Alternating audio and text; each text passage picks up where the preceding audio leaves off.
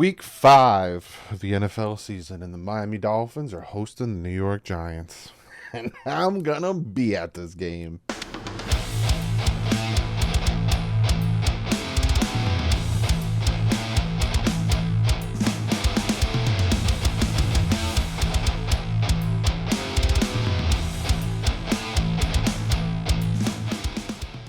What is up, fans? We have a lot to talk about.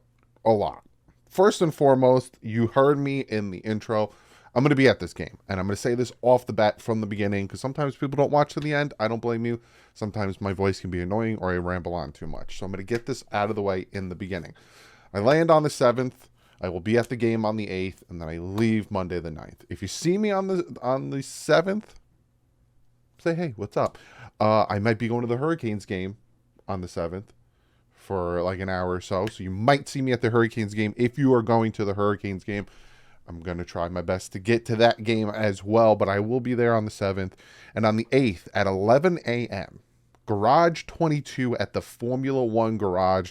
Sean Seipler, CleanTheWorld.org. If you don't know about him already, they sponsor my videos. They sponsor the channel. He has hooked me up with a spot at the Miami Dolphins Stadium to do a meet and greet. Again, Garage 22 at the Formula One Garage at 11 a.m. I will be there if you want to come in. Say, hey, I think we're going to have some food there. Be a blast. We only have food for a certain amount of people, so if you come and there's no food, you just want to hang out, that's all cool as well. But again, cleantheworld.org. Click the link in the description. Check them out. They do great things. Again, I talk about them constantly, bringing resources and everything to people in the third world countries, natural disasters, and the homeless. Love them. And Sean, thank you so much for not only sponsoring, but hooking me up with this awesome meet and greet. Sean will be there too. So if you're always like, who is Sean? And I want to meet him, Clean the World, he would be there. So again, Garage 22 at the Formula One Garage, 11 a.m. That's where I'll be for the meet and greet. But I also will be walking around. So I want to go to other tailgates because I know like Dolph Freaky has a tailgate, and I think Big E has one. I know Andrew Van Ginkel's wife has a lemonade stand that she set up for charity. I'm going to go to that. So me and my dad will be around, but we will be at this game. So if you want to see me, the best spot to see me if you don't catch me walking around, again, say hi. And if you take pictures, please tag me in them because I'm vlogging it. So I want to, at the end do a collage of meeting everybody. Garage 22, the Formula One Garage. I will be there at 11 a.m. if you want to come say what's up. And then at 12:30, I'm going in to watch the game. So that's that. Get that out of the way. So we are going to go into the injury report like we usually do. And Dolphins aren't that bad off. So we are going to start off like we usually do with the away team, and theirs is bad. Now, again, I record this Thursday night. We'll get more clarity tomorrow, but they got a lot of guys banged up. 3 of their offensive linemen, you got Shane Lemmix, you got John Michael Schmitz, and you got Andrew Thomas, all dealing with an injury. All 3 of them did not practice for 2 days in a row. Saquon Barkley was limited. I wonder if they'll, push him out to try to get him to play this game. Tight end Daniel Bellinger was limited both days. Running back Gary Brightwell limited both days. Micah McFadden, linebacker, popped up limited yesterday. Marcus McKeithen, limited 2 days in a row. Evan Neal, limited 2 days in a row. Aziz Ajulari, probably butchered his name, hamstring limited 2 days, and wide receiver Robinson, I'm not even going to try to pronounce his first name, was limited 2 days. So they're really banged up. You probably, again, Mr. Wilson in it right here. What's up, everybody? They're banged up. And then if we look at the Miami Dolphins, it's not so bad. So you see, we got Braxton Bears with a knee and Deshaun Elliott with a groin injury, but they're both full participants. Which means that our injury report kind of just looks like this. Now, Taron Armstead with a back ankle and a knee, he is not going to play. He's probably going to be out for a month. It'll be interesting to see. I think they're going to gauge how he does next week. If he goes to IR and is out for a minimum of 4 weeks, we'll see how that pans out. Everyone else is kind of limited. You got Lester Cotton, Robert Jones. Robert Jones and Nick Needham is huge that they practice on a limited basis because both of those guys are coming off the physically unable to perform list. And if we can get Nick Needham back, the Nick Needham of like 2020 Nick Needham, help out that line drastically. The other two limiteds that I'm going to be like honing in on is Jalen Phillips and Connor Williams. We need Connor Williams back. Like, we need Connor Williams back. Drastically need Connor Williams back. And Jalen Phillips, I want to see what he can do with AVG on the opposite side of him. I'm not saying give up on Bradley Chubb and kick him to the curb, but I need to see what those two speedy guys on the outside can do. So again, today we'll probably get a more understanding on. I don't expect to see Nick Needham or Robert Jones. They're just coming off the pup. Lester Cotton maybe, but I need to see Jalen Phillips and Connor Williams. Can they play? Can they not play? So there's that. Now we're going to go into the breakdown, but I have to first shout out somebody and two, show something really cool. So I do have a new sponsor, and that is BetUS. Fantastic, fantastic sponsor, and it's a fantastic betting site. Now, if you don't know about, BetUS, one of the leading betting platforms. They have football, basketball, golf. They have everything on there. It's fantastic. If you could see from right here, you click on the link in the description, you receive 125% bonus. Again, link is in the description. And like I said, they cover everything. Sports like football, basketball, soccer, baseball, and more, especially with the MLB playoffs coming up. Check it out. Link in the description. And the reason why I'm shouting out not only my sponsor, again, thank you guys so much for sponsoring this video, but they hooked us up with something really cool, and they're going to be hooking us up with this every preview video, and that is the props for the Miami Dolphins game, and I love that. I think this is so cool, and I'm going to introduce it, and we're going to talk about it. So the props are touchdowns over 3.5. Will the Miami Dolphins have 3.5 touchdowns? I think they will. So I think that's a prop that I would get. Field goals over 1.5 field goals. Will they kick 2 field goals? See, that's a good question. Again, comment below. Let me know what you think of all this stuff. Yeah, I think they'll kick 2 field goals. And then Dolphins win by 14 points. Now, they got plus 25 on the 14 points, which means there's a good chance that they're going to win by 14 points. They should. I'm going to say yes on that prop as well. Again, BetUS, thank you so much for sponsoring the video. And again, click on the link in the description and go check it out. Download it. Check it out. Look at all the cool prop bets they got, all the different stuff they have on their app and website. Really, really cool. And I really love how we're going to incorporate that. So we're going into the breakdown now. So we're going to go into the breakdown now, and you guys know how I like to do. First, we look at rankings, the Miami Dolphins offense versus the Giants defense, and then vice versa, the Dolphins defense versus the Giants offense. Now, the Miami Dolphins are number 1 in passing and points and yards. That Broncos game really did help, but again, they were somewhat successful against the Bills until our left tackle went down, until Liam Eichenberg decided to be hot garbage. And the Giants are 30th with points and 19th in yards. Now, the 19th isn't bad, but the 30th is bad. When it comes to turnover, the Miami Dolphins are 13th in turnovers. That went down from 11. Again, we had the 2 fumbles and the interceptions. We gave up 3 turnovers last week. The Giants defense is dead last in the NFL. I did not know this until I was doing research for this game. They have not, that Giants defense, Jeff, has not got a turnover. One more time. If you don't know, Jeff got me this for my birthday. It's a block of wood, which I'm going to constantly knock on. They haven't gotten a turnover. 30 seconds, 0 turnovers. Dolphins are first in passing. That hasn't changed, facing the 15th pass defense with the Giants.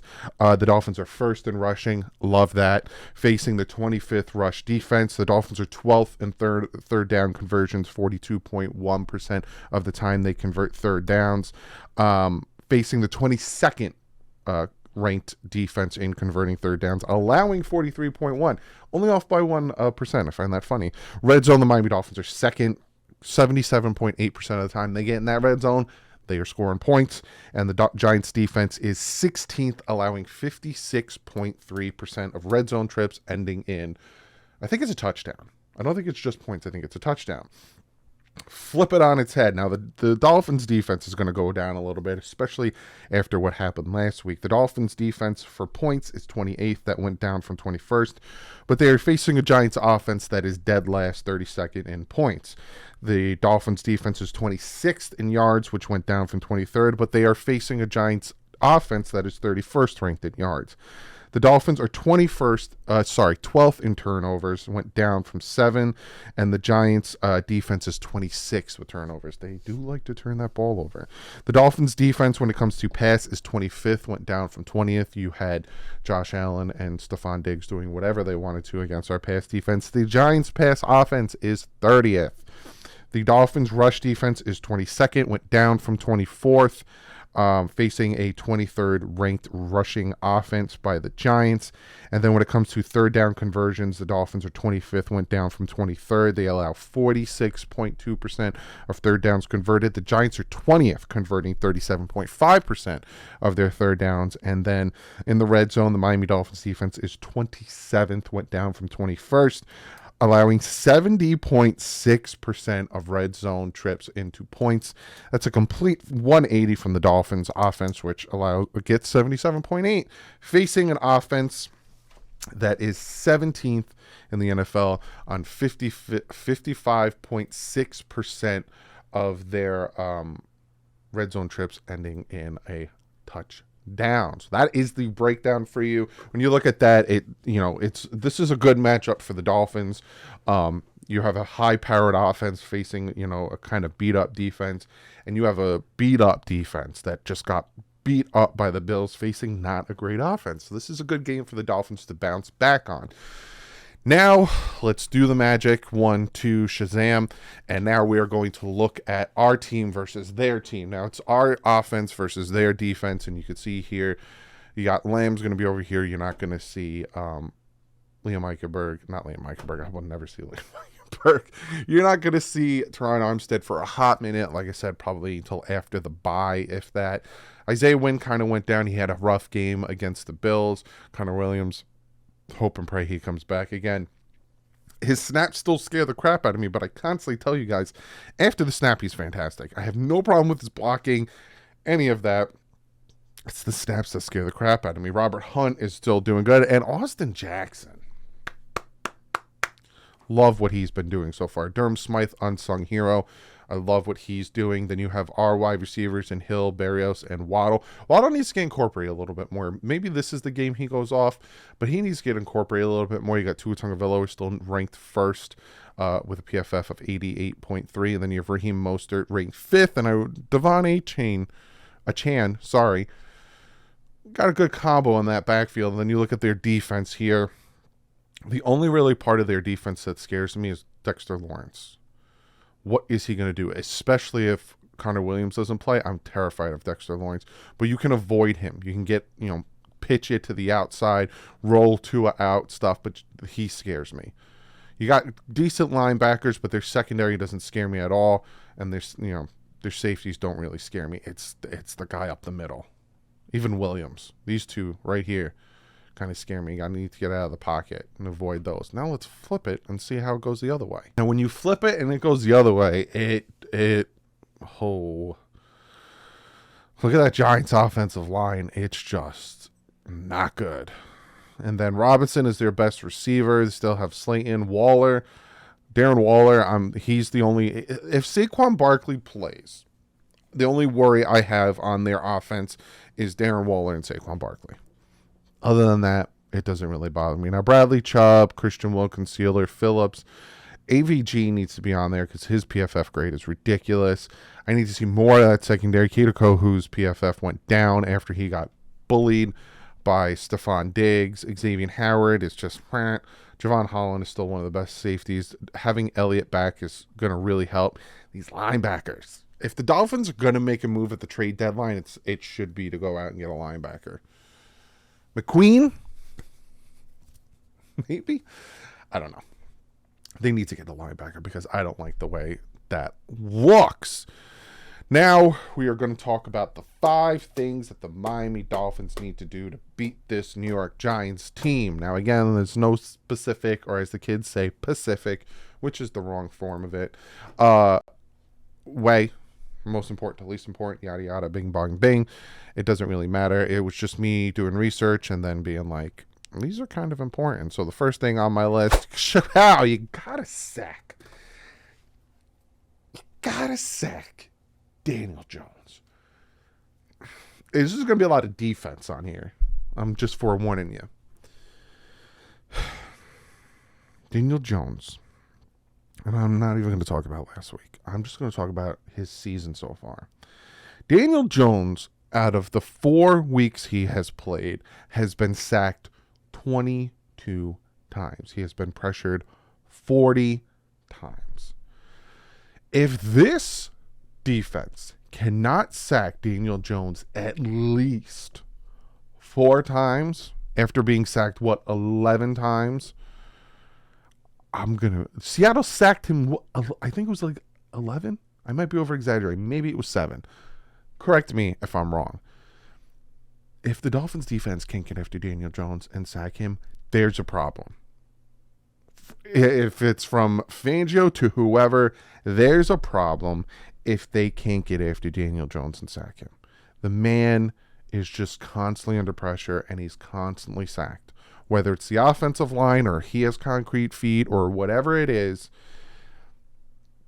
Dolphins defense needs to take advantage of it. I put an exclamation point at the end of this one because it's that important. You got to sack Daniel Jones. New thing on this list, got to run the ball. Now, we've been running the ball. I'm not saying start running the ball. Why aren't you running the ball? Blah, blah, blah. There are some points in Buffalo's game where they stopped running the ball, but I somewhat understand why, because once you start to get down by 3 scores, you kind of have to change your mentality and you can't really just, churn and burn it and have a slow scoring deal, because then all of a sudden give the ball back to them. Our defense can't stop when they're back up 3. You know what I'm saying? I get where he was coming mentally, but run the ball. Especially if you want to avoid Dexter Lawrence, you need to run the ball, especially to the outsides, which the Dolphins are pretty good at. They pitch it to the outside, they do stretches, but you need to run the ball also, because then it does take the pressure off of Tua, especially with those 2 defensive tackles they have, if Connor Williams doesn't play. So, got to run the ball, but that's a staple in any type of football. Then the number 3 thing, speaking of Connor Williams, to me, if I had to name my top 3 in order, reasons why the Dolphins lost to the Buffalo Bills, 1, it would be the defense, would be number 1. Number 2 would be offensive line. I don't think they smothered our wide receivers. I don't think they smothered the run game. I think what happened was Liam Eichenberg's not good, and Taron Armstead went down. And they were blitzing, of course, but they were still getting organic pressure off of just sending 4. And then Tua couldn't, drop back. At some points, Tua would literally, in his drop back, his back foot would land, and then there was pressure coming. And he would try to sack. We need better offensive line play. And like I talked about, they have 2 good defensive tackles on the New York Giants, in Dexter Lawrence and Williams. We need better O-line play. I saw some plays. I even pointed it out in the film breakdown. Isaiah Wynn just wafted on a block. And Oliver kind of got in his head. He acted like he was going to block, and he wasn't. And he kind of was like, we need better O-line play. Kendall Lamb kind of got thrown in it. I think he did well for just getting thrown in, I think it was like the second quarter. But I'll say it one more time. We need better O-line play. Then the 4th thing on this list, gotta adjust the defense. Now, I'm not saying change it, and I've talked about it, and I've talked about Big O and all that stuff, but I'm going to go in depth here. This defense is built for Boyer/Fangio's defense. This defense was put together for 3 years. Jalen Phillips was drafted for it. Bradley Chubb was brought in for it. Jerome Baker is made for it. Christian Wilkins, Sealer, all of these guys, Brandon Jones blitzing, they're all made for that Flores/Boyer defense. Now, that's not the style of defense that Fangio is running, and that's not the style of defense Fangio wants to run. He wants that front 4 to get pressure on their own so he can do the mismatch and the disguising on the back end of it. But these guys, like Jerome Baker and Brandon Jones, are made to blitz. So what he needs to now do is he needs to marry the two. He needs to kind of take what these players are good at, but also take what he wants to install and kind of marry them together. And that's how the defense will probably start to thrive. Now, do I think he'll do it? Yes. I tell people he's one of the best defensive coordinators in the NFL, and they're like, oh, the last couple of weeks doesn't show it. Go look at his resume and then get back to me. I understand what have you done for me lately, but you can't look at what he's done in his career and come back and say, Purr. But he does need to take that side of him that wants to, I know what I'm doing, and just understand. For now, if you want to win, especially against Philly, which is coming up in 2 weeks, got to mend them together. And the fifth and final thing the Miami Dolphins have to do if they want to beat this Giants team, don't look past the Giants. Just don't. And this is going to kind of coincide with my prediction, because I got a few things to talk about in my prediction, but you cannot look past the Giants. You cannot look past the Panthers. Regardless if the Panthers win on Sunday or not, you cannot look past these two teams and look at Philly and say, it's Philly, Sunday Night Football, it's going to be important, we got to make a statement, we lost the ball, yada, yada, blah, blah, blah. You can't do it. Again, coinciding with my prediction. Please, for the love of God, don't look past the Giants. The Giants are an inferior team to the Miami Dolphins. Going into the season, a lot of people had high hopes. Dable brought them to the playoffs, and they were really doing well and won games and tight games and all that stuff. But the Dolphins are a better team. When it comes to our offense versus their defense, our offense is better. When it comes to our defense versus their offense, they're kind of even, but their defense is a little bit worse than our offense. The Dolphins should win this game. And again, it's a situation where don't look past the Giants. Don't look past the Panthers. I understand you got 3 games that are important afterwards with the Eagles, the Patriots, and the Chiefs, but don't look past them.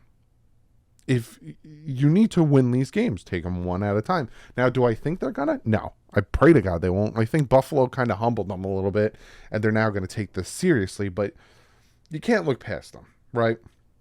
Now, there's something that I want to talk about before I get into my prediction, right? And I've noticed it, Big O talked about it, and I've noticed some of people talk about it in the comment section, and some people talk about it on Twitter, that Josh Boyer did better in the first 4 games than Fangio's doing. And I looked up the stats, and out of 6 stats that I looked up, Boyer did better in 2. Fangio did better in 4. So when it comes to points, Boyer did better in the first 4 games. He gave up 22.8. Fangio 29.8. When it came to yards altogether, Boyer did worse. He gave up 403 yards. Fangio gave up 374.5. When it came to rushing, Boyer had a better rush defense, 103.7 to the Miami Dolphins, now 123.5. When it came to passing yards allowed, Boyer did worse, 299.2.3 passing yards for the first 4 games, the Dolphins 251. When it came to turnovers, 4 by Boyer's defense, 5 by Fangio's defense. And when it came to sacks, again, Boyer is a blitzing guy. Boyer blitzed a lot. He had 7 sacks in the first 4 games. Fangio, 10 sacks. So, and again, well, he did more with less. All Boyer didn't have is Trill Williams and Byron Jones. Those are the only guys that were injured that were considered starters. We brought in Alexander. He got injured, but he didn't really do anything. He had Jalen Phillips. He had Christian Wilkins. He had Emmanuel Ogbah at this part. All of these guys, like Nick Needham and all of them, didn't get hurt yet. Fangio doesn't have Kieran Crossan. Fangio didn't have Jalen Phillips for a few games. Fangio doesn't have Jalen Ramsey. Fangio is dealing with other things. So to me, I don't think that Josh Boyer did better last year than Vic Fangio is doing now. Now, am I saying Fangio deserves a break? And no. Because Fangio's still not doing well. But the reason I'm bringing that up is because I saw people after last week's game wanting to fire Vic Fangio. And it's just ridiculous to me. 4 weeks. And I told you in the beginning of the season, he needs more than 4 weeks. But to say to fire, it just makes no sense. But anyway, back to the game. I have the Miami Dolphins winning, obviously. I have them winning 30-14. I have them winning by 16 points. Now, we can't all expect a 7-20 win at home, but I do think that the Miami Dolphins are better than the Giants, and I do think that the offense, I don't think that the Giants offense is going to be able to match the Dolphins offense. High speed, all that stuff. So I have the Dolphins winning 30-14, a 16-point win. Comment below. Let me know what you guys think if you're a Giants fan. What are the things you think the Giants need to do to beat the Dolphins? Comment below. I will see you. If you're going to the game, I will see you at the game. Like I told you, Garage 22 at the Formula One Garage at 11 a.m. I will be there. If not, you can see me walking around the stadium, or if you're sitting by me, you might see me. I will not be live streaming because I will be at the game, but you will get a post game, and I will be vlogging the whole trip, so you're still getting content from it. But other than that, I will see you guys within the post game after the game, probably around like 7 o'clock when I get home from the stadium. But other than that, like usual, stay classy. Offense out.